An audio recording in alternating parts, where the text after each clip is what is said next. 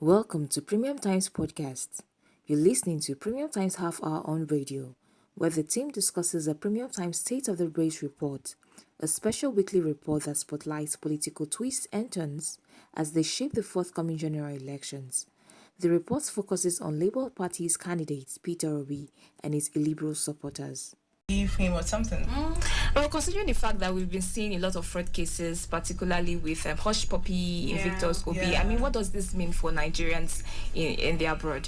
Okay, for I think it's not a good thing for Nigerians in the abroad. It's painting us black, denting our image. Right. Yeah, and making us have less value in the international community. Nobody regards us anymore, and it's disheartening. When you say you're Nigerian, everybody's running away from you. It's now almost like a trademark. You see Hollywood movies where they talk about us and they're like, you spoke to a prince from Nigeria.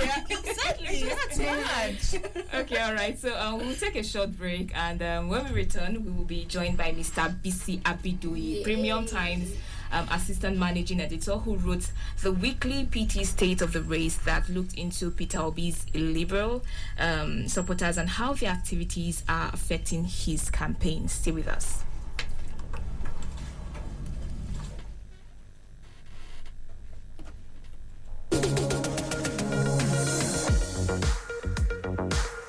This is Premium Times Half Hour on Citizen FM 93.7 every Thursday at 11 a.m.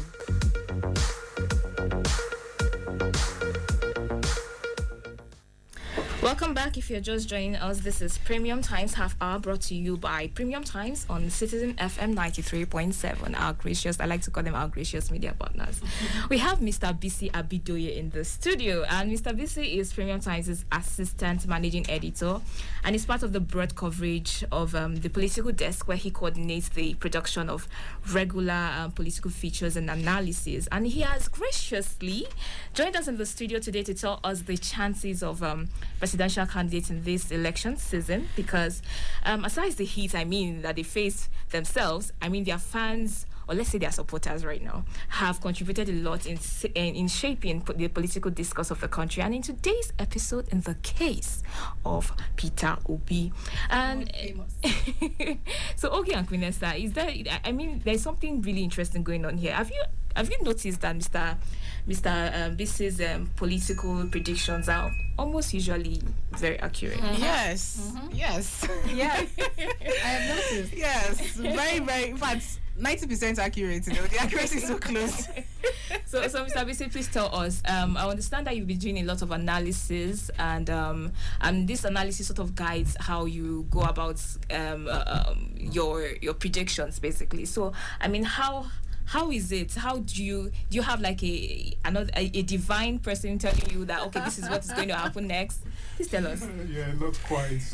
I think it's just arose from just following the developments and trying to understand their background, the context, and all the elements attached to them. If you understand them, then you'll be able to just make predictions as to maybe the likely outcomes of some of these developments. So it's not as if there's a success. We do get it wrong sometimes, but the point is just to understand it and make very, very educated guesses about it. Yeah, but you're really doing a great job, actually. Thank you very much. All right, so we understand Peter Obi has an interesting fan base, mostly comprising Nigerian youths, and we've seen the vigor at which they have been campaigning for him, particularly against persons who speak directly or indirectly against him. For instance, recently we saw Pastor Poju Oyemade, who also, it was implied, according to his supporters, that he was speaking against him, and also Father Mbaka. Mr. BC, will you say their approach is the best for campaigns in general? And if not, what are the negative effects of their very passionate support for Peter Obi? Well, yes. The first thing to say is that there are a lot of things to admire about Mr. Obi's supporters. I mean, they've been self-driven, and they have shown a level of enthusiasm that it is, that is difficult to recall seeing in Nigerian politics. And most of these people who are driving the campaign using the new media, like the social media, many of them are not even connected to the candidate or to the party. They're just doing it out of conviction. So there's much to admire about that. But what we think is an area that we think should be addressed is that their own attitude to others. That when their candidate is criticized, the way they take it, instead of taking it and then, because if you listen to even the candidate himself, he always tells them that, look, do not be too antagonistic, and do not attack, do not insult, and let us try to learn from others, listen to them, and see areas where we can improve even our messages. But I mean, to them, to many of the supporters, maybe it is because of they are not real politicians, or they are just activists, and then they believe that if you are not for him, then you are against him, and if you are against him, then you are bad. All right. Okay, please tell me, have you actually either received any of such backlash, or persons who have received backlash for not supporting Peter Obi? Well, for me, I haven't received any backlash because I really don't even talk about it on social media. I just keep my peace and watch them talk. But of course, yes, I know people personally, a friend of mine, who said something about Peter Obi not being a saint and all that. Of course, they got a share of the cake. Okay, Grenesta, I know you're itching to ask Mr. BC some questions. So yes, so my own is, most people have likened the Peter Obi supporters to the Buharists, so to say, or people who supported APC back in 2015, 2019. But then the difference now is that they are mostly using the new media, like you said, and they are majorly comprised of the youth. But understand the enthusiasm, understand the support. Yes, you want change and all that. With the way they attack other people, and with the way Peter Obi comes out to maybe caution them, do you think there is more he can do? Do you think there's more he can say? And do you think that he only comes out to caution them because he feels he's obligated to say something? Yeah, well, I always try to put myself in his own shoes and know how will have reacted to them. They are the ones driving his campaign for the time being. And if you understand that even the main campaign has not started, it will not start until September 28th, whereby the politicians themselves can go out to the field, climb the podium, and then address. But these are the people moving the campaign, and I know a lot of other aspirants, his own rivals, Mr. Obi's rivals, will be jealous of what is going on. But the point is that it's like a two-edged sword, because if you overdo it, then there's the tendency for others to just look at it and then say, no, I don't want to just go near this. So that is just the element that I'm not sure there's because it's in a difficult position. I cannot afford to antagonize them because they are not taking money from him. They are not. Many of them, they are doing it out of their own. Yes, it's a volunteerism thing, and they cannot just go all out for them. But I know that yes, he will be hoping that there's a way he can just reach out to them and then make them tone down this attitude to others. Okay, I can see your excitement from me. I know you want to say something. So speak. Okay, so Mr. BC, so do you consider what's Pastor Oyemadi's message regarding the need to restructure, or the need to structure Labour Party, like to build its structure, because he is saying that they don't have a structure? No, that's not actually what he said. If you read the message that he had, it was just a general thing. He did not directly link it to politics. Right. But because we know that he is also a political person, he runs the platform that discusses politics, and then invites people, politicians, and maybe social activities, and people who can talk about political issues. So it is all right if you link it to politics. So, but what he's saying essentially is that, you have to plan. That whatever, if you want to address the problems of Nigeria, it should go beyond rhetoric, number one. That there should be plan. You have to plan, have plans and then share it with people, let people see it, and then it's not just about desire, good intention and all that. And then it's also saying that no matter the level of enthusiasm that people may have for you, if you don't have structures on ground, political structures, you can if you don't have those structures on ground, it is not going to work. Going to work. And we have seen it, like we said, that, 2 elections have been. An election was held in Ekiti the other time. The Labour Party was one of the. They fielded a candidate in that election, but it came. The candidate had only 285 votes. Which is very poor. I think at some And point. if you remember, okay. I think at some point they were saying something. They were giving an excuse that he merged with PDP or they collapsed into the PDP or something like the that. The secretary of the party came out to deny it, that no, it didn't. They have not collapsed their structure into any other structure. And it is just part of this thing that Labour Party, if you remember, is not a new party. It was formed by the Nigerian Labour's Congress, and we have workers. NLC on its own has a platform that is national. So if it is something that they are focused on to just build a structure, they will have gone ahead. But Peter Obina came and is trying to transform it from a minor, almost insignificant party to a major party. But what people, the message that I can take personally, if I'm going to relate it to politics, what Uyimade said was that take time to just build it into a formidable structure. And if you are building a movement, we saw it under the answer something, we saw the anger. that one was done out of anger, out of anger, but we saw that it was not as if they had a political agenda. Because if you want to do a political agenda, you have to develop it and then take it to the grassroots and then anchor it all around so that you can now use it to galvanize support and then take power if that is your own objective. I love that yet. But like we said, like we observed earlier, most of what is going on social media does not really have the direction of even the candidate or the party. Exactly. It doesn't really conform with the current realities that we have on ground. So the message that Made was giving really was to the candidate and his party that look, you have a massive support from what we can see on, but how are you anchoring it? What structure are you building to ensure that you can?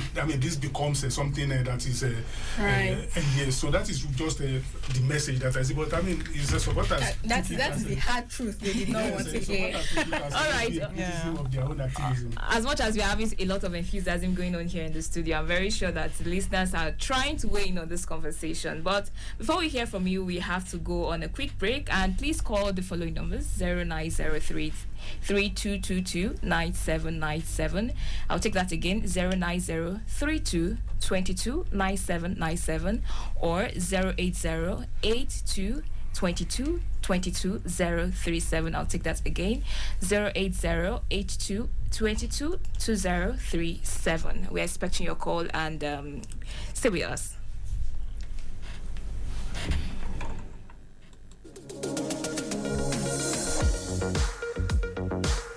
This is Premium Times Half Hour on Citizen FM 93.7 every Thursday at 11 a.m.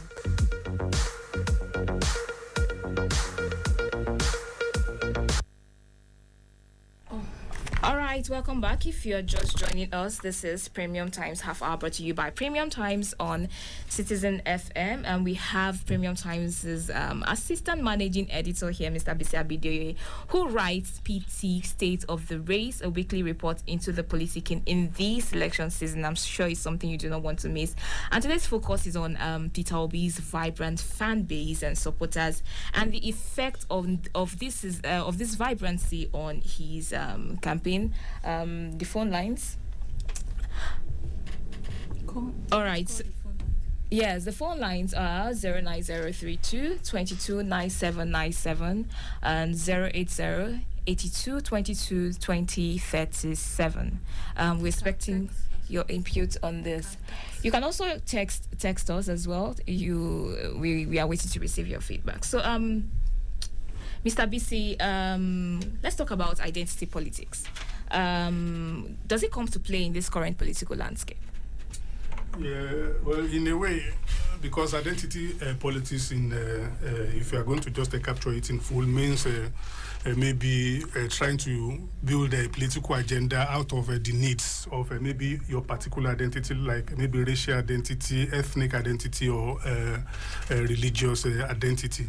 We don't have the cases of people trying to build such a political agenda, in an overt way in Nigeria. But we have people trying to take advantage of such identities to boost their own support. And when you do that, you are just maybe a short step away from focusing on the needs of the agenda. I mean, of those groups that you consider, helped you into gaining power. So in Nigeria, we have had cases where people are just maybe tagged as maybe the champions of an ethnic group and all that. But we know too that it has never taken anybody to power in Nigeria. So to that extent, politicians are always trying to run away from being tagged as maybe representing a particular group, maybe a religious group or maybe an ethnic group. Because from history, I mean, look at even President Buhari. From 2003 that he started contesting, he had a group of supporters that had been loyal to him. I mean, and they said about 12 million people. Of course, in 2007, I think they fell to about, maybe 2007, they fell to about 6 million when he contested against the late General Yarada. But, I mean, he has a support base. But he also, and it has been the widest support base by an individual in Nigerian history. But, I mean, they could not take him to power until he was able to reach across other parts of the country and then got support that helped him to get into power. So people realize that, you can't, on the basis of the support you gather from maybe a particular segment of the population, get the presidency. We had it in the Second Republic and First Republic too. The late Chief Obafemi Awolowo, he had a vibrant support across Yoruba land. I think other candidates, so like Aminu Kano had all over Kano, you had Zik all over this, but I mean, they could never win the presidency unless you reach out to. So to that extent, I think Nigeria has been lucky because of the sort of constitutional arrangement that is in place and the reality of that you can never win power by the support of your own group alone, and we have never seen it happen in Nigeria. So you have to reach across. So to that extent, you can't, on the basis of support from maybe Christians alone, or Muslims alone, or maybe people in the north alone, or people in the south alone, win the presidency. I've had, recently the candidate of the NNPP came out and he was talking about maybe a particular, people from a particular section of the country can never be voted for. Voters in the north will never vote for people from, but people came out and told him that you are talking rubbish. That we have, of course, we have seen the northern people in 1992, 93 especially, significantly. In 1993, when Abiola came out to win, we saw his voters came from across the country, even in Kano, where his own rival was, where he got substantial. In fact, he won Kano State, and in other parts of the countries like that. So Nigerian voters, the Nigerian electorate, over time, they've been showing that, if you can help us, we are not really too interested in where you come from, but you just want to know that you can do certain things, and if you do it, they are going to vote for you. Okay, so in summary, I think the message basically is that I get my candidates, you get your candidates, you get, let me, openly campaign for my candidate without attacking the other person. So let's give everyone basically a chance to say things, good things, or otherwise, or criticize. I believe this is the true essence of democracy. You don't need to cancel anybody. Yeah, exactly. You don't need to cancel anybody. And the fact that someone is not saying something good about your candidate does not mean you need to, shut the person off. Exactly. So we'll be going on a short break now, and when we return, we'll take more updates from Premium Times.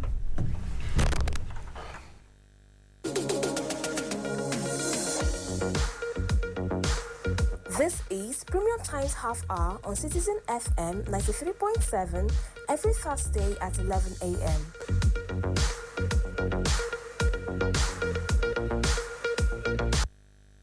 All right, Queen Esther, let's keep our listeners up to date with some interesting reports they've missed during the week. So we had exclusive reports where Ebony Mayfield, an alleged co-conspirator of Allen Onyema, who is the founder of Airpeace, pleaded guilty to a $20 million